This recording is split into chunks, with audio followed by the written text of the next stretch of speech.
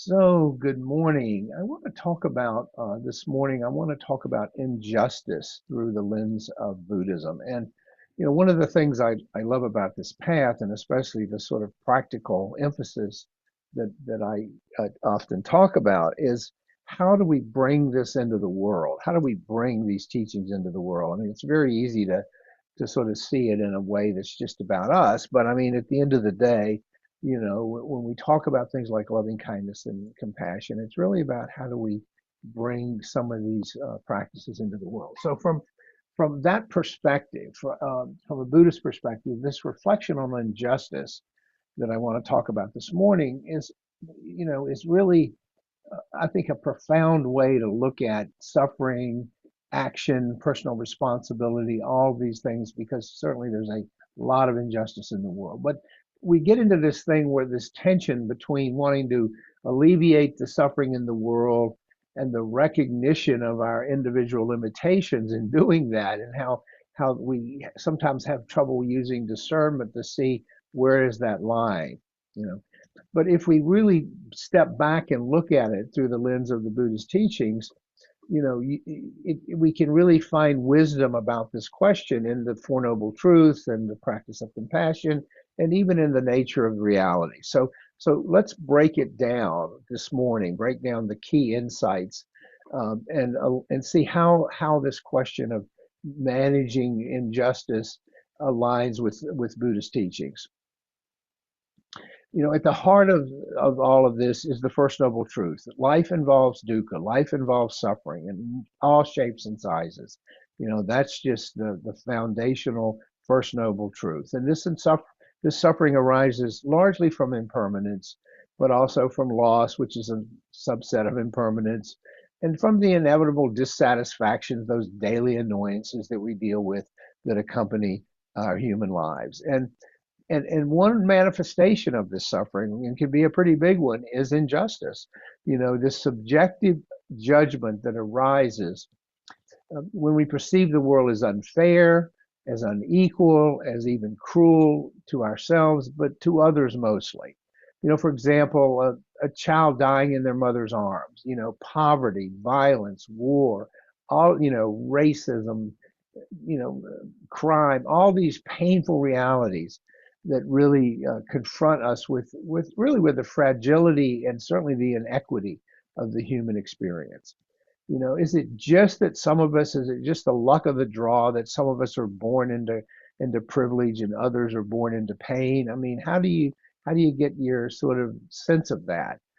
But but the Buddha would tell us that kind of thinking is somewhat dualistic, meaning that this tendency we have to divide the world into opposites, good, bad, right, wrong, just, unjust, on and on.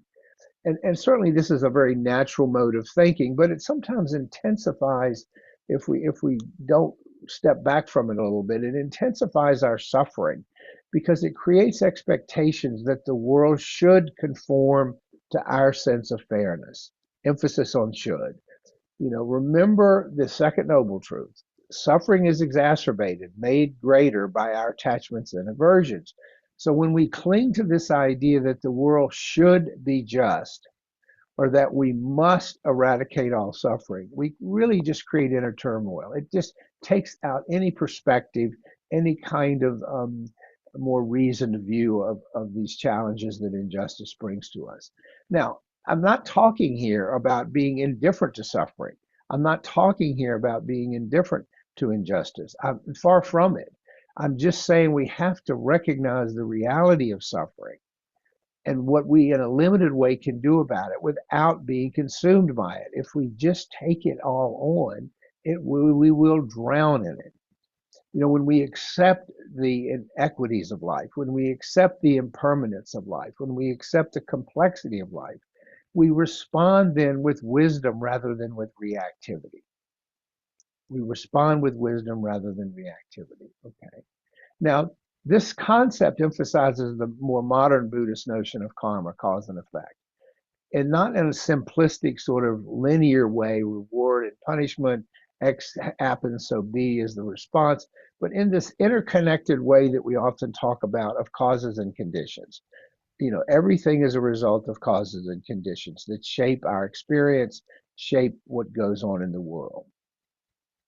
Because I think the temptation when we see injustice is to assign blame to a single cause. Oh, it's because of poverty. Oh, it's because of this. It's because of that. It's because of where people live. That's way too simplistic, I would suggest, because this notion, this more modern notion of karma teaches us that every situation arises from countless factors, factors beyond our even knowing, innumerable causes and conditions, individual actions, societal structures, geographic location, historical events, natural phenomena, natural events, storms, climate change, all of that. I mean, and that's even the tip of the iceberg. It's so much more complicated than that. And the Buddha, in his infinite wisdom, recognized that it's this incredibly complicated coming together of these causes and conditions. That no single person or no single event can ever fully explain the inequities in this life on this planet. And this understanding can help us approach injustice with a sense of humility, with don't know mind. It's like, golly, this is really, really complicated because none of us know enough to really understand all the circumstances. So instead of just rushing into label situations in black and white terms, just, unjust, we cultivate awareness of this complexity, this this this complicated nature of the human condition, which does not absolve us of responsibility. To the contrary, but it invites us to act with greater clarity, greater wisdom, and greater discernment. When we recognize that we too are part of this web of causes and conditions, we can ask ourselves things like, what role can I play in alleviating suffering? What role might I have in perpetuating suffering? What is mine to do in this moment in the face of this suffering? And the teaching here from the Buddha wisely distinguishes between embodying taking on the suffering of others versus holding it with compassion. If we take it on, we're going to drown in it. We're going to burn out. It's just we're going to experience compassion fatigue. We just simply cannot carry it. It is too much. But we can hold it with compassion and we can act skillfully to do what we can do. As you know, compassion in the Buddhist world is a central virtue, but it's not the same as taking on someone else's pain as if it were our own. That is a sure formula for burnout, as I said. When we allow the suffering of the world to overwhelm us, we risk losing the clarity and the equanimity we need to act skillfully. Let me say that again, because that's kind of the takeaway from today. When we allow the suffering of the world to overwhelm us by taking it on, we risk losing the clarity and the equanimity, in other words, the grounding needed to act skillfully. The Buddha taught the importance of cultivating a mind that is both open to the suffering of others, but simultaneously grounded in our own inner peace. Okay, so we're seeing it from a place of groundedness. This goes back to, the put your own oxygen mask on first. If we're not grounded, we're not going to be much good to the world and we're going to burn ourselves out. But also here is the metaphor of the second arrow is useful. Remember, the first arrow is the pain of the world. It's the inevitable and often beyond our control suffering in the world. But the second arrow is the additional suffering we create through our reactions, anger, despair, guilt, a sense of inadequacy, a sense of impotence, on and on. But when we bring our mindfulness and our self-awareness to these questions, we can lessen the impact of the second arrow. We can instead respond to the suffering with a calm, reflective, compassionate, open heart. Because compassion, even if it could, in action, does not require us to solve every problem, eliminate all injustice in the world. Even if that were possible, it doesn't ask us to do that. But what it does call upon us to do is, which is within our capacity, is to respond without attachment to the outcome and do the best we can. You know, in the Mahayana tradition of Buddhism, this is the essence of the Bodhisattva ideal, okay, which is to alleviate suffering. You know, that the notion of that is that, you know, I stick around, I don't take enlightenment so that I can help everyone else in the world suffer less. So the Bodhisattva ideal is to alleviate suffering whenever possible, but while recognizing that the complete eradication of suffering is beyond anyone's individual power. Okay. Now, this question that often comes up for us when we begin to reflect on this is that somehow we're not doing enough. We're not doing enough. This common struggle for those who feel deeply about the pain and suffering in the world. But think about it. That feeling is really linked to craving, you know, craving to fix things, craving to have the world be different than from what it is. It lacks the acceptance of the realities, as painful as they are, that exist in the world. And yes, this desire to do more can motivate positive action, but as I said a few minutes ago, it can lead to burnout. It can lead to despair because we can never ever get it all done. So the question we have to ask ourselves is, what would enough look like? And only we can only answer that individually. There's no one size fits all here. It's what would enough look like for me, for you. You just have to do some reflection on that. Do we have the resources to act now? You know, is my life in a place where I can, you know, get stuff done, you know, to reduce suffering? What's standing in my way right now? You know, other responsibilities, whatever. These questions, as I said, ask us to engage in self reflection and help us align our intentions with our abilities and our resources. So we ask this question, we self reflect to help us align our intentions with our abilities and our resources. And we approach these questions with metta, with loving kindness toward ourselves, without attachment to unrealistic expectations. It is not selfish. It is a function of self-care to recognize our limitations. It is an act of wisdom. Oh, this is as much as I can do, or I'm going to tip the balance into burnout. I'm going to take away resources that others close to me need. I'm going to take away resources that I need. Okay. It's not selfish. It's wisdom.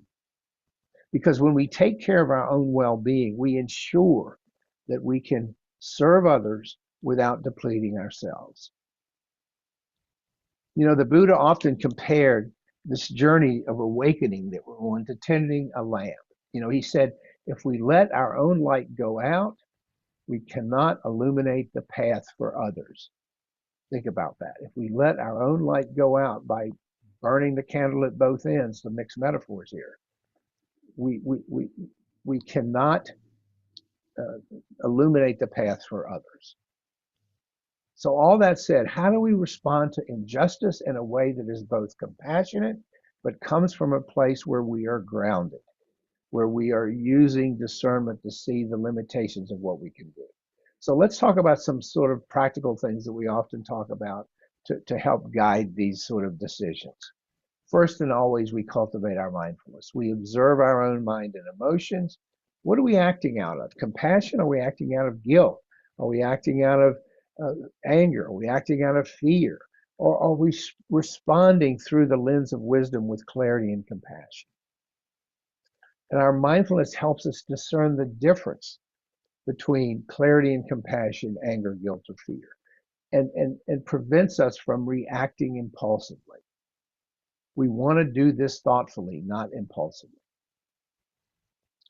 Next is focus on what is ours to do, recognizing without guilt, without self-recrimination, that we cannot solve every problem, but we can make a difference in specific ways. It's donating to a cause, helping a friend, volunteering, offering kindness to someone in need. Small actions that have a ripple effect. Small actions. What can we do? We have to look at that in a realistic light, not driven by guilt, but driven by clarity, by really understanding what is the limitations here. We practice non-attachment always, act with full effort, but we don't get too focused on the attachment to the outcome. Because if the outcome is to alleviate even all the suffering in one instance, it may be impossible. But we can contribute to lessening the suffering and the injustice in that one instance. We understand that also that the fruits of our actions may not be immediately obvious, they may not be visible, but we trust in the knowledge that they contribute to the greater good because that is our intention. And we can't, it's like these complicated causes and conditions I spoke of. We can't always know the impact of what we do, but it doesn't stop us from doing it. Then we balance our inner and outer work. So while working to alleviate external suffering, we continue to cultivate with our practice inner peace through meditation. Sorry, I got a tail wagging back there. Through meditation, reflection, and self care. Because a stable mind is better equipped to face the challenges of the world. Put your oxygen mask on first. Charity begins at home, all of those cliches. And then we extend compassion to ourselves and others. We recognize that we and others are usually, ideally, doing the best we can within the limitations of our circumstances. We approach ourselves, we approach the world with forgiveness and patience. So we embody the wisdom of the middle way that avoids the extremes of passivity on the one hand and overzealousness and burnout on the other. There's a sweet spot in the middle that we seek, and we seek it with our wisdom and our discernment. Buddhism teaches us that while suffering and injustice are an inherent part of life, we can still respond skillfully by embracing and understanding impermanence, by understanding causes and conditions, by practicing compassion without attachment to outcomes. These are the ways we contribute to the alleviation of suffering in the world, of injustice in the world, but without becoming consumed by it. It is so easy to burn out, to suffer compassion fatigue, because if we take it all on, it will drown us. So the goal, of course, is not to eliminate all injustice, an impossible task, but to do our best to live in a way that reduces harm and fosters peace in ourselves and others.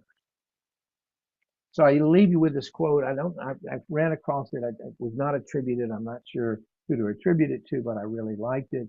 It's quote, "I cannot relieve all the suffering in the world, but I can live with inner peace so that I don't add my suffering to our collective suffering.